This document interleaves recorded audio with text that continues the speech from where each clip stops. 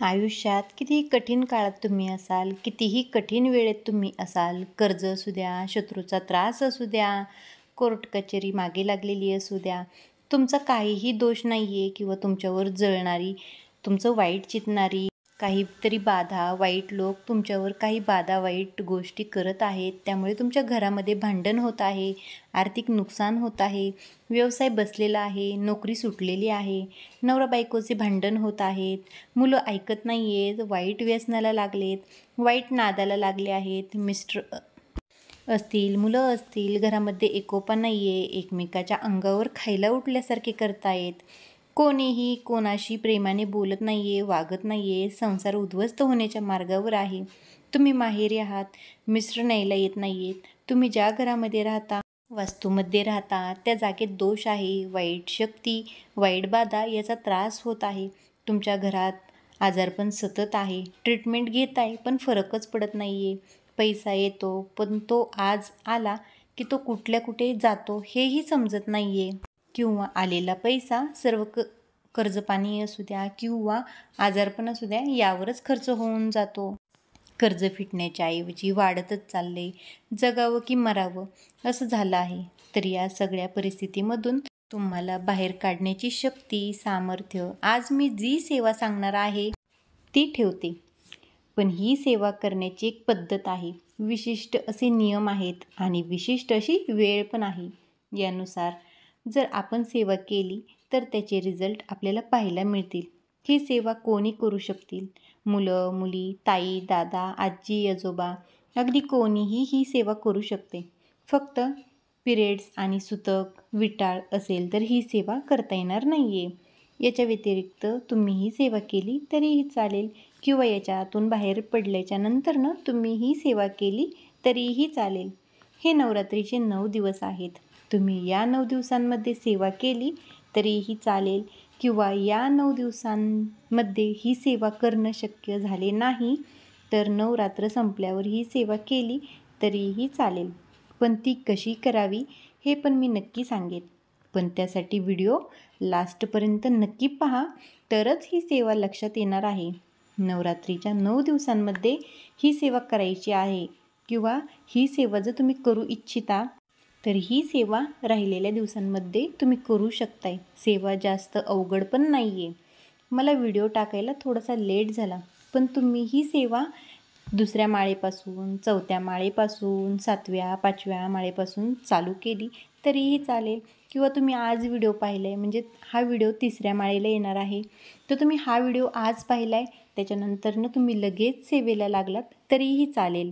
किंवा ताई मला आत्ता पिरियड्स आहेत, तुमचे 5 दिवस झाल्याच्या नंतरनं तुम्ही ही सेवा चालू केली तरीही चालेल. आपणा सर्वांनाच माहिती आहे की कुठल्याही सेवेला सुरुवात करताना आपण संकल्प करतो. सेवा काय आहे? ती म्हणजे ज्या सेवेने आपल्याला दुर्गा सप्तशतीचा पाठ केल्याचं फळ मिळतं. ते स्तोत्र म्हणजे सिद्धकुंजिका स्तोत्र. ऐकायला खूप सोपं आहे, पण हे करण्याला विशिष्ट पद्धतीने करण्याला जास्त महत्त्व आहे. नाहीतर याचे उलट परिणामसुद्धा पाहायला मिळतात. आणि एक गोष्ट लक्षात ठेवा, कुठलीही सेवा करताना दुसऱ्यांचं वाईट करण्यासाठी जर तुम्ही ही सेवा करत असाल तर याचा आहे ना उलटा परिणाम तुम्हाला पाहायला भेटणार आहे. म्हणजेच तुम्ही जर आता वाईट कारणासाठी किंवा तुम्ही कोणाचे तरी वाईट करण्यासाठी ही सेवा चालू केलेली आहे, तुमचा पाठ चालू आहे, पाठ केला तर हे सुरू असतानाच स्वतःवरच जे आपण दुसऱ्यांसाठी विचार करतोय ते तुमच्या स्वतःवरच उलटणार आहे. इतकी प्रभावशाली ही सेवा आहे. सेवा जर करायची असेल तर चांगल्या मनाने आणि स्वतःसाठी, स्वतःच्या घरातल्यांसाठीच ही सेवा करा. कारण एवढं प्रभावशाली हे स्तोत्र आहे. सिद्धकुंजिका स्तोत्राचं जर आपण पठण केलं तर दुर्गा सप्तशतीचा पाठ केल्याचं फळ आपल्याला मिळणार आहे. दुर्गा सप्तशतीमध्ये एकूण 13 अध्याय आहेत. तर ते पठण केल्याचं फळ आपल्याला मिळतं. बऱ्याच वेळा या नवरात्रीच्या 9 दिवसांमध्ये आपल्याला दुर्गा सप्तशतीचा पाठ करण्याची इच्छा आहे, पण आजारपण आहे, जास्त वेळ तुम्ही बसू शकत नाही किंवा तुम्ही वर्किंग आहात, लहान मूल आहे किंवा अजून काहीही कारणं असू द्या, तुम्ही दुर्गा सप्तशतीचा पाठ करू शकत नाही. अशा वेळेला तुम्ही सिद्धकुंजिका स्तोत्राचं पठण करू शकताय. कुलदेवतेची सर्वात प्रभावशाली सेवा मानली जाते ती म्हणजे दुर्गा सप्तशतीचा पाठ. आणि ती आपल्या घरात, आपल्या वास्तूमध्ये ही सेवा होणं अतिशय गरजेचं आहे. सिद्धकुंजिका स्तोत्र पठण करत असताना स्नान झालेलं असावं.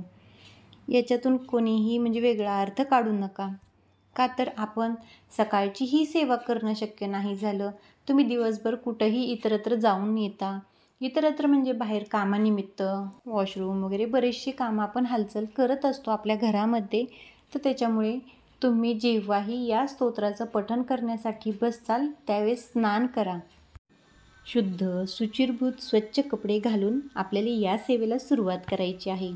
इतर स्तोत्रांचं पठण करताना, इतर सेवा करताना आपण ऐकतो बघा की कुठेतरी बसून सेवा केली तरीही चालेल, पण या सेवेसाठी आपल्याला आपल्या देवघरासमोर बसायचं आहे.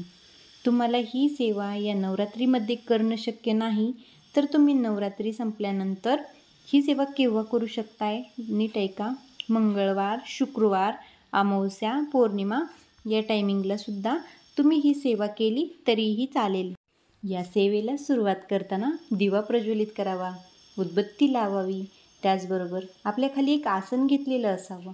केव्हाही कुठलीही सेवा करताना किंवा साधी देवपूजाही करताना आपणा स्वतःखाली आसन असावंच आणि त्यानंतर ही सेवा करावी.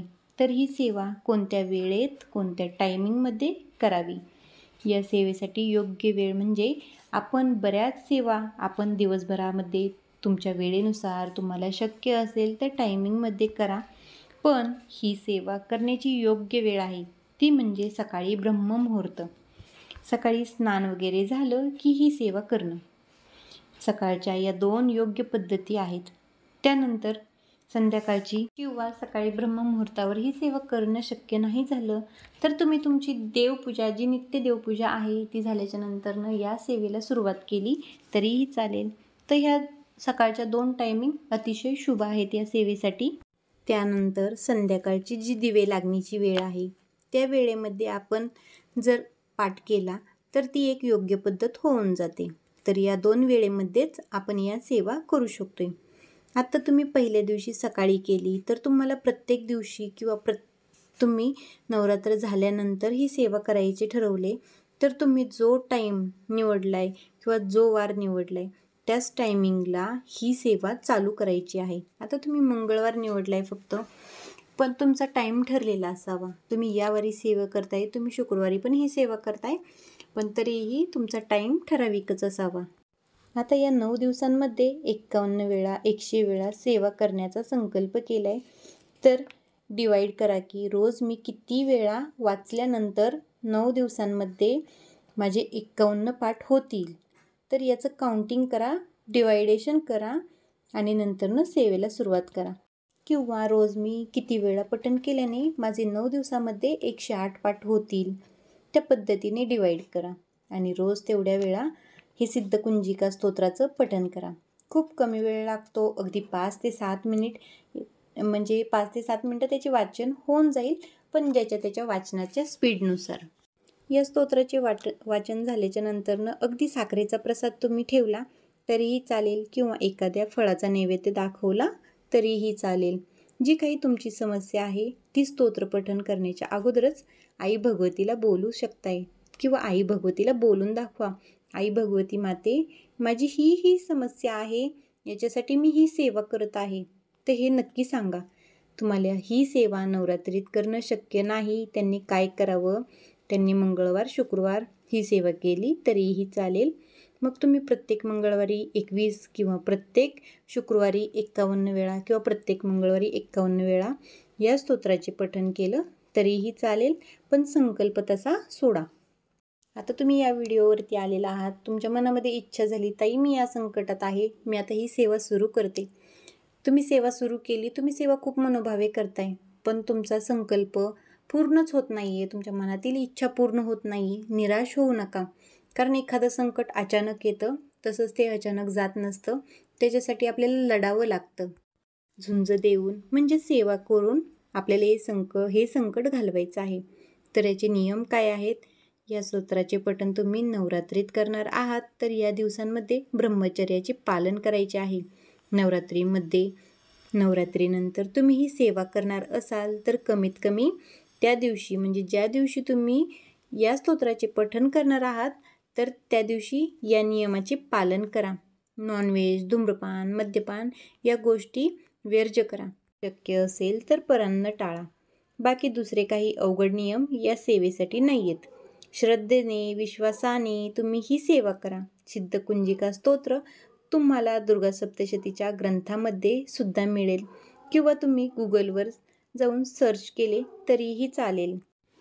तर ताई, आम्हाला वाचता येत नाही. माझ्या काही मावशी असतील या व्हिडिओवरती आहेत, काही मावशींना माझ्या वाचता येत नसेल तर ताई मी ही सेवा कशी करू? तुम्ही यूट्यूबला हे स्तोत्र लावून द्या आणि संकल्प तुमच्या मनामध्ये सोडा. तुम्ही संकल्प सोडा आणि हे स्तोत्र लावून त्याचे रोजचे रोज पठण करा. म्हणजे मंगळवार, शुक्रवार जेवढ्या वेळा तुम्हाला ही सेवा करणं शक्य होईल तेवढ्या वेळा. म्हणजे जर तुम्ही मंगळवार निवडलाय, ताई मी मंगळवारी 21 वेळा या स्तोत्राचे पठण करेल, तर तुम्ही ती सेवा देवाला सांगा, आई भगवतीला सांगा मी या स्तोत्राचे पठण करेन.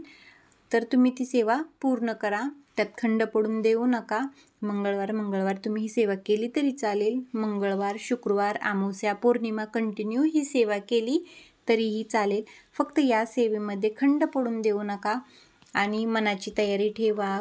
कारण एखादं संकट अचानक येतं, तसं ते जात नसतं. त्याला झुंज द्या, त्याच्याशी लढा, मनात श्रद्धा, विश्वास ठेवा. माझी ही इच्छा, माझी ही मनोकामना नक्की पूर्ण होईल हे मनाशी ठाम ठेवा.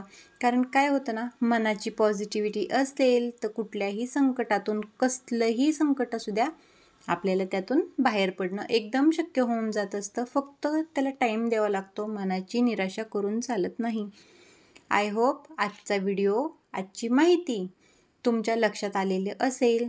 कारण काय होतं ना, दुर्गा सप्तशती पाठाचं वाचन करायचं आहे, टाईम भेटत नाही आहे, मोठी सेवा आहे, पण खूप इच्छा आहे. कारण सेवा पण तशी प्रभावशाली आहे. तर तुम्ही ते जमत नाही आहे, दुर्गा सप्तशती पाठाचं वाचन होत नाही आहे, तर तुम्ही सिद्धकुंजिका स्तोत्राचं पठण करू शकताय आणि त्याचं फळ तेवढ्याच प्रमाणात तुम्हाला भेटणार आहे. चला मग, झालेली सेवा स्वामींचरणी रुजू करते आणि आजचा व्हिडिओ थांबवते. श्री स्वामी समर्थ. जय जय स्वामी समर्थ. श्री स्वामी समर्थ. जय जय स्वामी समर्थ.